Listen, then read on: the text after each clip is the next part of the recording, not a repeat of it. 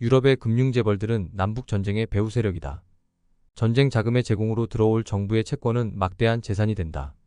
1859년 양면의 분열 전략에 돌입한 프랑스의 금융재벌 살로몬 로스차일드는 남부를 지원하고 유대인 어거스트 벨몬트는 북부 지지에 나선다.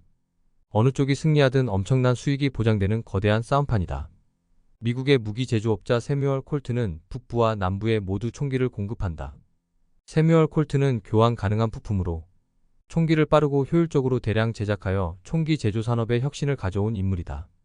콜트는 북부의 언론들로부터 남부의 동조자이자 연방에 대한 반역자라 오해를 받지만 남북전쟁이 심화되면서 북군의 주요 무기 공급업체로 자리잡는다. 1861년 노예제를 지지하는 남부의 주들이 모여 남부연합을 형성하며 미합 중국으로부터 분리된다. 4월 12일 남부연합군이 사우스캐롤라이나주 찰스턴항의 섬터 요새를 포격한다. 이틀 후 섬터 요새가 함락되며 4년간의 남북전쟁의 막이 오른다. 5월 링컨은 북군의 봉쇄작전으로 남부의 주요 항구에서 운송되는 화물을 차단하며 텍사스주를 점령한다. 북군과 남군이 모두 사용한 전장의 주요 무기는 콜트 리볼버와 미니 애소총, 나폴레옹 대포이다. 북군이 주로 사용한 스프링필드 M1861소 총은 약 460m의 유효 사거리로 58구경 미니의 탄을 발사한다. 가스 압력으로 탄환의 뒤쪽이 팽창하면서 총신의 강선에 밀착한 탄환을 발사시킨다. 표준 소총인 스프링필드 M1861의 생산량이 수요를 따라가지 못하자 북군은 영국에서 대량 생산된 엔필드 P1853소총을 수입한다. 북군은 주력 무기로 스프링필드 M1861소총을 사용하고 보안 무기로 엔필드 P1853소총을 활용한다.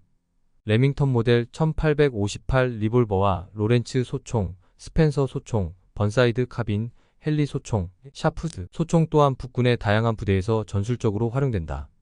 긴 사거리와 강한 파괴력을 가진 파롯 라이플드 캐논은 북군이 주로 사용한 대포이다. 남군의 주력 무기는 북군의 스프링필드 소총과 비슷한 성능을 보인 영국산 엔필드 P1853소총이다. 남북전쟁 당시 북군은 해상 봉쇄를 통해 남군의 물자 수급을 차단하지만 남군은 해상 봉쇄를 뚫고 영국으로부터 무기를 밀수입한다.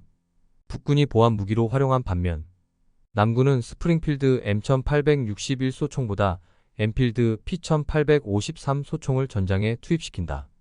0.577인치 구경의 엔필드 소총은 사정거리와 명중률을 크게 개선시켜 탄환의 회전과 안정성이 우수하다. 화약과 탄환이 하나의 탄약 패키지에 함께 포장되어 장전 시간이 짧고 퍼커션 캡이라는 격발 캡을 점화 방식으로 사용해 발화 실패도 적다. 매우 긴 사거리와 높은 정확도를 자랑하는 휘트워스 캐논은 남군이 사용한 대포이다.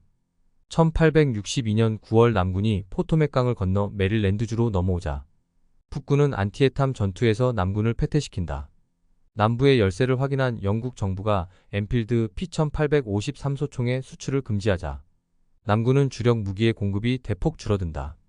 북군의 무기를 포획하거나 파손된 무기를 재활용하며 무기 공급의 부족 문제를 해결하려 하지만 남군은 결정적으로 무너진다.